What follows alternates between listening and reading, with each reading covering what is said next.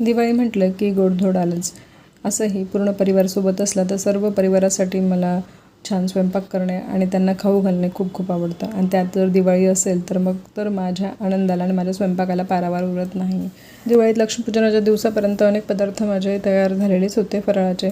पण पूजनाच्या दिवशी मी पुरणपोळी बनवते सगळ्यांसाठी आणि सगळ्यांना वाढल्यानंतर मी गरमागरम भजी तयार करते आणि सगळ्यांना ताटात वाढते. आधी सगळ्यांना जेवू घालतो मी आणि माझी बहीण आणि मग आम्ही जेवायला बसतो. बघा, दिवाळीच्या दिवशी असं माझं घर सजलेलं होतं, अंगण सजलेलं होतं आणि आम्ही दोघं बहिणीही खूप छान सजलेलो होतो. असंही जर सर्व परिवारसोबत असेल तर मग सगळेच दिवस म्हणजे प्रत्येक दिवस हा दिवाळी दसरा असतो.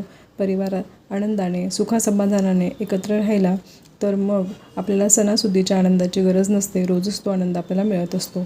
तर मैत्रिणींनो, कसा वाटला तुम्हाला माझा हा छोटासा ब्लॉग? भेटूया पुढच्या ब्लॉगमध्ये. बाय.